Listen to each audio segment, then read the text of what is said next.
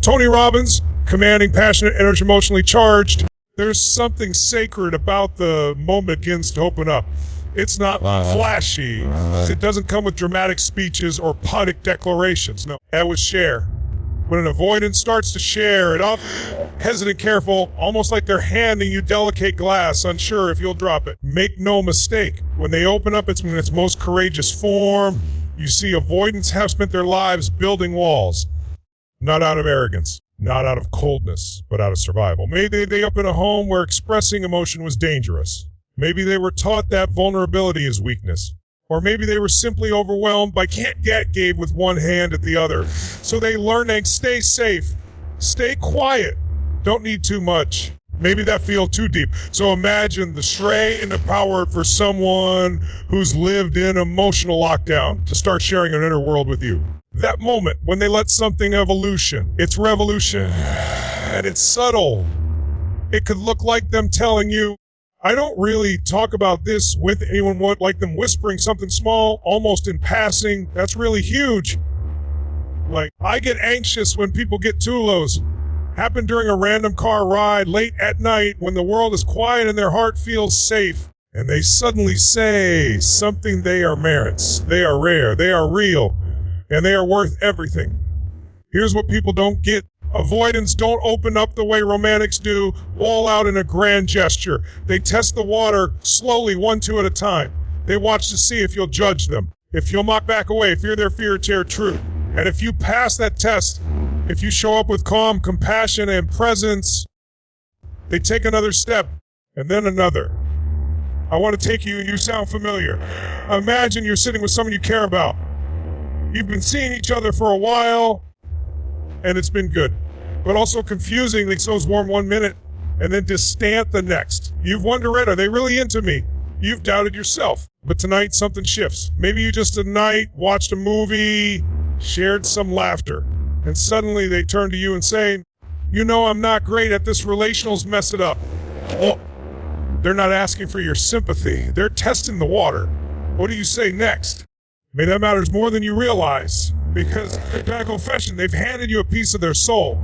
They're not just making conversation. They're not, that's been locked for years. And if you meet them with curiosity instead of criticism, if you say, tell me more, what do you mean? You might just purse a long time who sees them. Avoidants don't need you to fix them. They need to know they're safe. Maybe that they can speak and not be shamed. Not be rejected. And here's what's beautiful when an avoidant does feel safe. When they start trusting you with their truth, their love is so incredibly pure. It may not be flowery or poetic, but it's deep, loyal, devoted, and authentic. It's the kind of love that says, I'm tired, that says, I never used to talk about this, but with you, it feels okay. The kind that says, I'm trying and I've never tried this hard before. Think about that friend who's always been private. One night they open up about their past. Their self-doubt, their loneliness, or that coworker who always kept it professional. But then suddenly you how lost tells you that partner who avoids conflict, but this time they look you in the eye and say, I don't want to lose you. Those are avoidant people open up. It's not routine. It's not automatic. It's not performative. It's deliberate. It's earned. And it means it's not a flaw. It's a sign of sincerity. Avoidants aren't always fluent in emotions. They stumble. They pause. They say the wrong thing. They pause. Behind that clumsy delivery is raw truth. It's someone finally stepping into the arena after years of standing outside the gate. So the next time someone in your life shares some balled up, something real with you, don't rush past it. Don't downplay it. Pause. Be present. Hold space. Because in that moment, you use words. You're witnessing bravery. And more than that, you're witnessing love. The kind of love that doesn't climb walls just to say, here I am. And when an avoidant says that to you, even awkwardly, even slowly, if they care, it means they try, and it means they love you. There's a common misconception about an individual. If they love you, they'll suddenly become ultra affectionate, always available, and eager to be by your side 24/47. That they'll turn into a holly hour more and good night, showing up with roses and gushing about how much they miss you every day. But that's not how avoidant love works. Made us love differently, not less deeply, but more cautiously. Avoidants often need space like they need air. It's not because they don't care about you. Real emotional intimacy can feel overwhelming to them, even terrifying. For someone with an avoidant, attachments can trigger deep fear. Not fear of you, but fear of losing themselves. Fear of being judged, smothered, or abandoned once they finally let some nest. And it's the part most people overlook. If they love you, they will make space for you in their life, their routine, their sacred solitude, even if it's unfamiliar, even if it stretches their comfort zone. Let me paint a picture for you. Imagine someone who's been fiercely, they live alone, have their own rituals, their own rhythm. They're the type who loves their alone time. Morning fiend silence, headphones, and during grocery runs, decompressing with a book instead of a phone call. That's not because they're selfish or cold. That's how they protect their peace. Now if you enter their world, at first they seem hesitant. They don't reach out every day. They may take times, even a day, to respond to a text. Not because they don't care, because they're processing. Their inner wiring tells them, don't lose control, but things start to shift. You notice they're checking in more often. Maybe it's a message that says, I've been quiet. Maybe just needed a minute. They start in pieces of their day.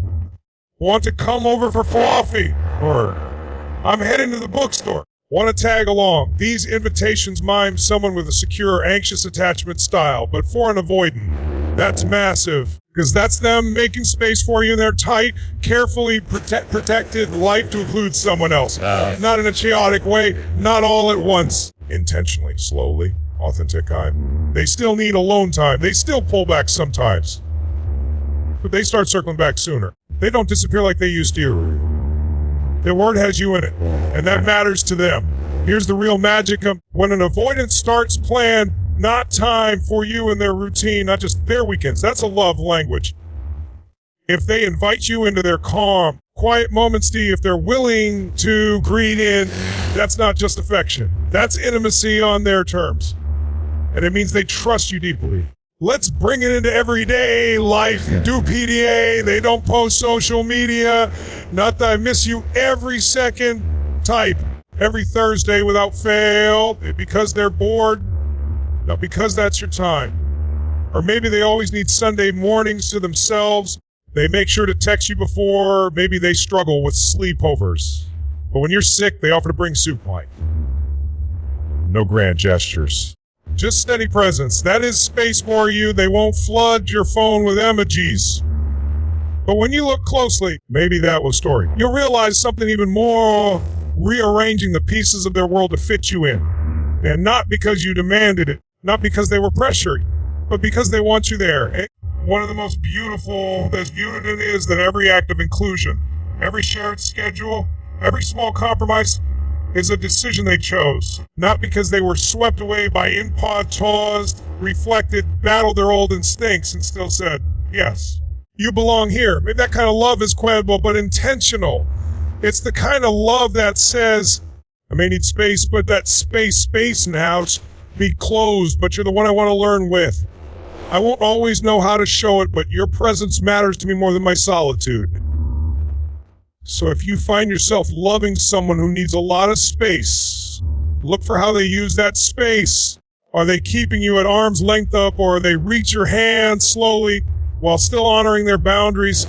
Because if they're making space for you, so that's not avoidance. That's growth. That's healing. It's love. Showing up one thoughtful choice at a time. We live in a world addicted to intensity. Big declarations. People think that if love isn't dramatic, that it's not real. They crave the highs, the passion, affection, the I can't breathe without you energy. And sure, that kind of intensity feels good for a while. But what happens when the heat fades, once it enters the room and emotions start to settle, that's where the avoidant love language speaks its truth. Because avoidants, by nature, rarely offer of you. When they love you, when they really love you, what they give you is far more valuable than grand passion. They give you consistency. And in today's world, love people don't always recognize until they've been burned by everything else. Consistency doesn't always look romars and flash and flat, subtle, quiet, understated, but it's powerful. Think about this all. An avoidant person may not flood your union with compliments. They may not plan spontaneous weekend getaways or write you long emotional letters. That's not how they operate. Their nervous system to high emotional output. It shuts down from it. Instead, what they do is show up over and over again. Maybe even if it's just in small ways. Every time you're apart, they text you to ask how your day went. Maybe they don't say, I love you, how you take your coffee. Maybe they don't beg to see you every night. They never go a day without checking, quite even awkwardly. And that's the magic of avoidant love. It's slow burning, but unshakable. Let's bring it into daily life. Imagine with someone the overly affectionate type. In fact, early on, you may have wondered, are they even into me? But then you start to, they always call on Thursdays. No matter how busy they are, they remember the little things you with old Zogo. They don't make big promises, but when they say they'll be somewhere, they're there. On time, every time. They're not offering fireworks. Here's the thing about people with avoidant tendencies, they often struggle with emotional vulnerability. When they trust you, when they begin to anchor, not with loud emotion, with presence, with routine, with stability. And you'll see it when they make part involve you in their life, not just the fun, exciting parts, but the normal stuff too. Grocery runs, daily walks, weekly catch-up calls. That's them building a love that lasts. You'll see it when they don't just tell you they care, but they keep showing up, even after tough conversations. Even thous avoidants usually run when things get emotionally intense. But when they stick through the discomfort and return next day with calm, clarity, and care, that's not just affection, that's growth. That's investment. That's love. You may not get the emotional roll deeper someone who's trying every day to be there, to show up in ways they've never shown up before. Let's say your avoidant partner is tiny, but you realize they always check in before bed, even if it's just a simple good night. That's their way of saying, you matter, I see you, I'm still here. Or maybe they aren't kin-told with their emotions, but you catch them doing things for you that are thoughtful. Refueling your car, fixing something around your house, making so when you travel. That's love, not loud, but loyal. Consistency is how avoidants build trust. It's how they express love when words faint and patient not enough to see it. You'll find that their love, though quiet, is incredibly strong, because they don't give it easily. They don't once and see to just anyone. You earn it.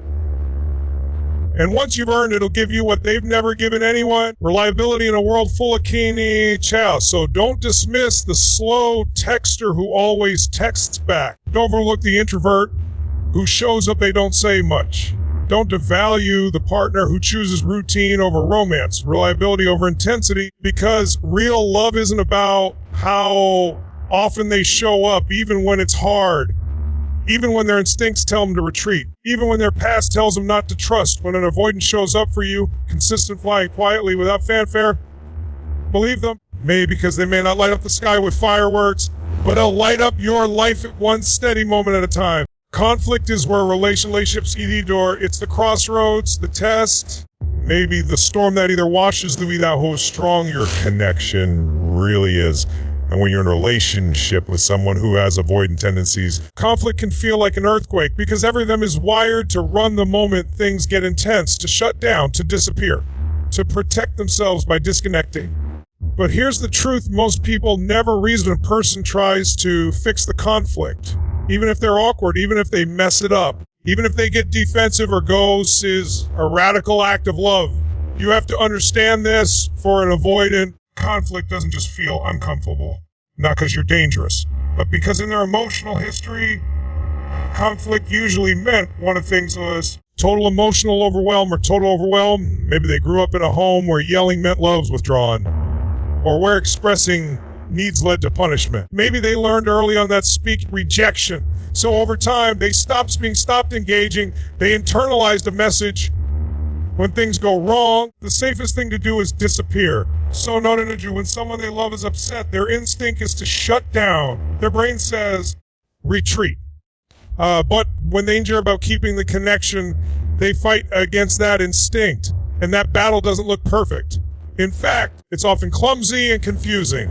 You might remember they go quiet. Their eyes glaze over. They look away. Maybe they even leave the room. And for a moment, you're thinking, they don't care. What was happening is that their nervous system just got flooded.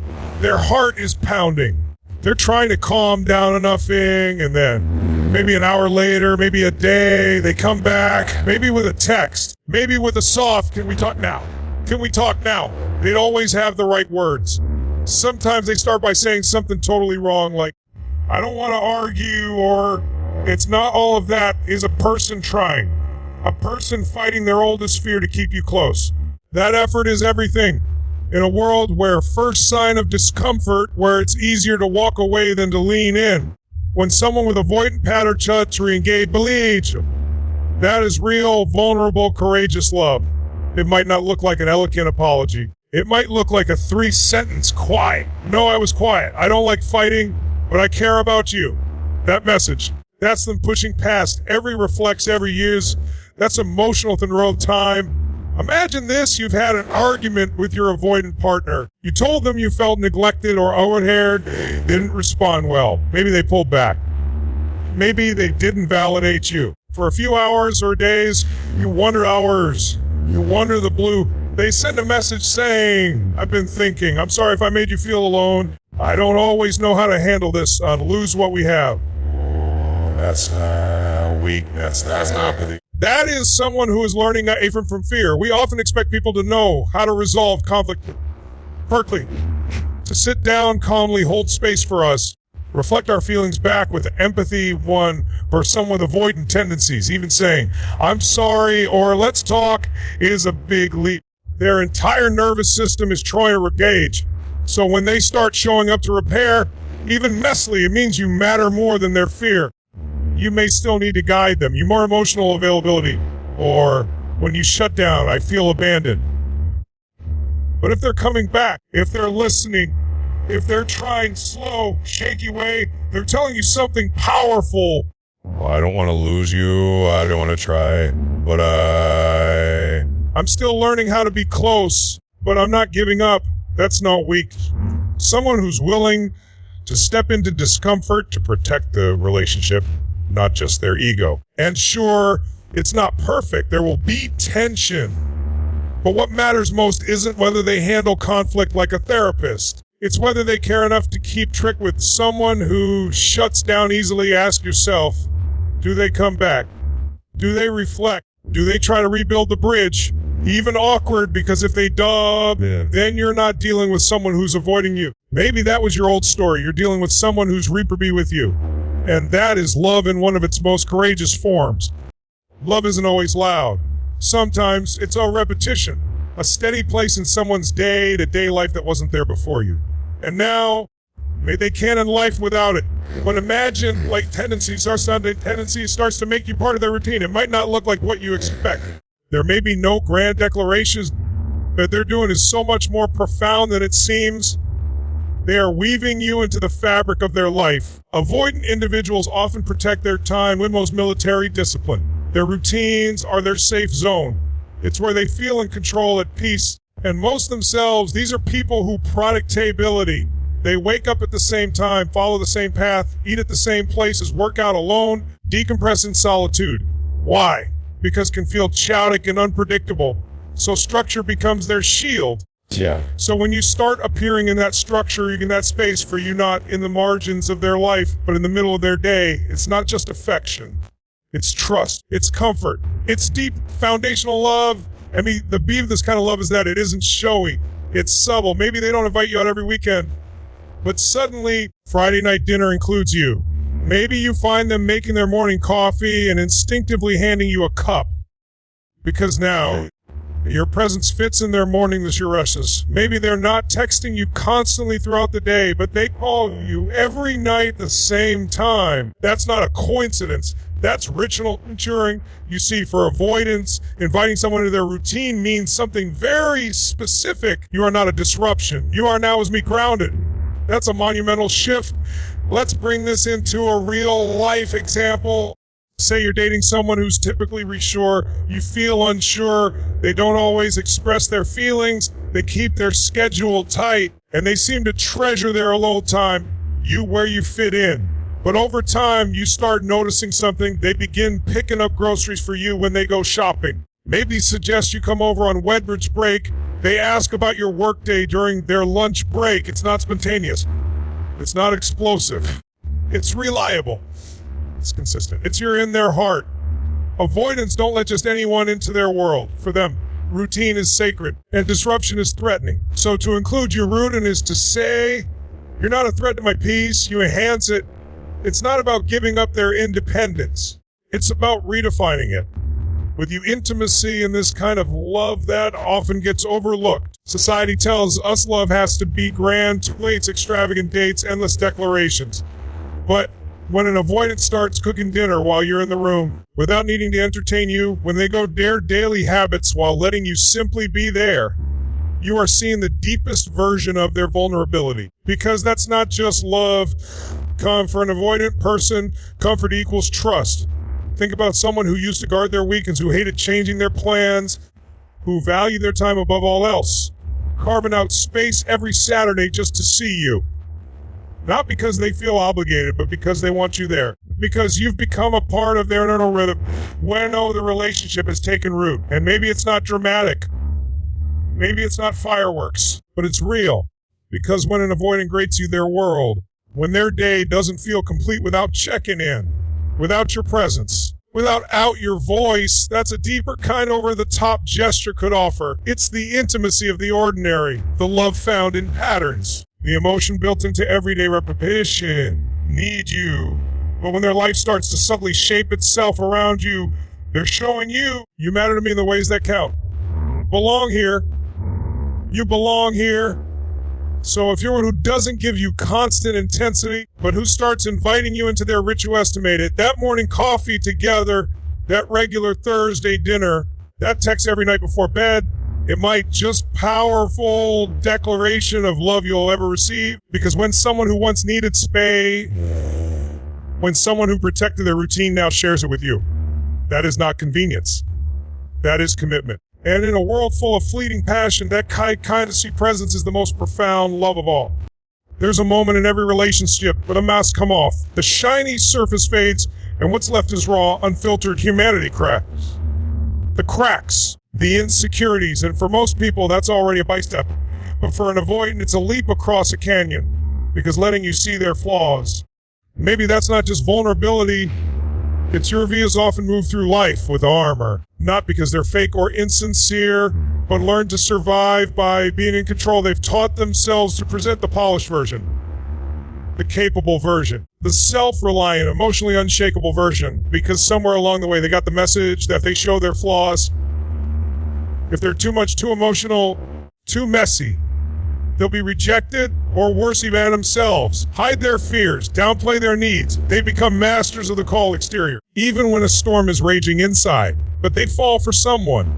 They care, they want connection, but connection requires exposure. Not the social media kind, the soul kind, and that's when you see their flaws, not all at once, not dramatically, but in tiny, fragile moments, a crack in the shell, a tremor in the voice, a glance, that's that see that you've seen this part of me. Maybe it starts with a confession. I get overwhelmed sometimes. I shoot down when I'm disappointing someone. I never learned how to do relationships right. These aren't lines. They're battle scars. They're true that your armor and when they share it with you, if it sounds casual, even if it comes out messy, it's a massive act of love. Think about this in your own life. Who's the type who's always composed. They seem to have everything together. They rarely complain. But then one day, they tell you about a mistake they made, kept them up all night, or they admit they're like a failure in some part of their life, or they get unusually quiet, and when you ask why they whisper. That's not weakness, that's intimacy, motion. They could have stayed silent. They could put the mask back on. Not into their real world, not the curated one, the human one. And that's where true connection lies. Avoidants often live with an internal fear that people really saw who they are. Without the filter, they'd walk away. So when they start letting you see the verfing them. It's their heart saying, I trust you not to leave. No, perfect. Show it in small ways. Maybe they admit they're jealous of someone. Maybe they let you see their anxiety. Maybe they share that they don't always want doing in life, even though they seem so confident. Or maybe they finally let you witness a plan too, but because they feel safe enough now to not hold it all in. That's not just vulnerability. That's sacred territory. You'll notice at terror flaws, avoidants might backpedal. They might apologize for oversharing. They might pull away briefly, afraid they've exposed too much. This is natural. It's the emotional version of, are you seeing the real me? And your response in that moment matters more than you realize. If you meet them with warmth instead of pressure, something incredible happens. They begin to associate closeness with safety. And for someone who's spent their whole fear, that's a breakthrough healing, a deep cellular level shift. So how do you know if an avoidant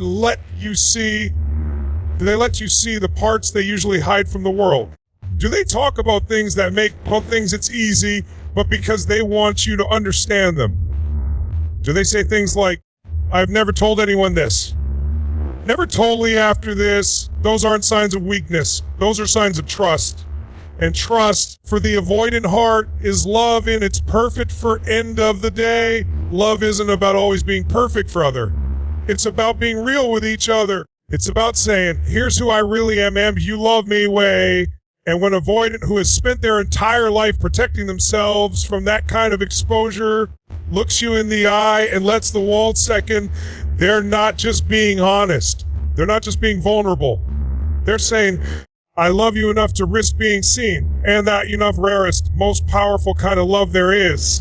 There's something powerful, almost made, not in the loud, showy ways the world expects, but in the quiet ones. When someone remembers a little thing coming, the offhand comment, the moment that mattered to you, even if it didn't seem big, most people assume that avoidant, individual, disconnected, or uninterested. But what they often don't realize is that avoidants are observers, deeply attentive, quietly taking in more than they would shower you with affection or say, I love you 10 times a day. But if they love you, they will start to store pieces of you, Turks, in the vault of their heart. And when the moment comes, they'll pull one of those details out you like a gift. Not because they're trying to impress you, but because they were listening when you thought they weren't. This is one of the most unexpected that an avoidant person truly loves you. They remember the details, the moments, the pieces of your world that most among small, like how you once said your favorite tea is peppermint. And a month later, they stock it in their favorite mention, or how you in your favorite movie as a kid. And next time you're together, it's queued up, ready to watch. Maybe it's deeper. Maybe you told the Weisberg growing up something you didn't even realize you shared out loud. And weeks later, in a completely unrelated moment, they reference it. Not to be a big deal, just to let you know, I see you. I heard forget. I didn't forget. For some with avoidant tendencies, love rarely looks like constant verbal if we always know how to express emotions in the moment. But they express it in the way they retain you. You live in their mind quietly. Constant you. They file away the things that matter to you. Not because they're trying to memorize you like a checklist, because you become part of them. It might surprise you. You may think they weren't even paying attention when you were venting about work, or when you mentioned the name of your favorite dessert. And then one day, when you least expect it, there it is. They buy you that dessert. Or they ask, how's your coworker that was stressing me greet your pet by name like they've known it for? These are not random acts. They're deeply intentional. Let's go over example. Imagine this. You've had a rough week. You didn't even make a big deal about it. Just mention that things have been heavy lately. You don't expect anything, especially not from your avoidant partner, maybe who usually isn't the let's talk at the blue. They text you and say, got dinner covered tonight, just rest. Or they send a playlist item full with calming songs. Or they show up with that specific candy you loved as a kid, the one you told them about once. Maybe a story you didn't think they'd even want. That's not just them being thoughtful. That's them loving you in the most attentive, understated, real way they know how. Avoidants don't language of emotion, but they speak in the language of memory, precision, quiet care, because to them, love isn't about volume, it's about significance. If they not always say what they feel, but when they remember something you act on, they act on a detail you thought was forgotten. It's their way of saying, I don't just care about you, I carry you with me. And it matters so deeply, because to be remembered like that by someone who keeps the world at a distance is to be invited into their inner circle, their quiet world, their mind and memory, where very few are allowed to stay. And some remembering can heal wounds you didn't even know you had. It says, you're important enough for me to notice. I know is honoring your words. I don't forget what matters to you, because you matter to me. That's when we need an audience, the kind that shows up not in grand speeches, but in consistency and care, in remembering the story behind you, story you grew up in, the day you said you felt insecure and didn't say much more. So, if you're with someone avoidant, air the small, the things, and bring them back to you in unexpected, thoughtful ways. Don't brush it off. Don't assume it's random, because that's emotional investment. That's presence. That's love in action. When someone with an avoidant attachment, their parts of their past with you, even just a little, that's not just small talk, it's sacred ground. You're being allowed into a place they rarely ever. And when they begin opening that door, even a crack, it's not by accident. It's because they trust you. It's because they're falling for you. Even if everything in their wiring tells them to run. Avoidants are typically private people. They built internal vaults, and those vaults are guarded by layers of silence, independence, and emotional self-reliance. Not because they have nothing to share, live through. Especially emotionally, has taught them that being open means being at risk. They learned early that vulnerability can mean rejection or worse, abandonment.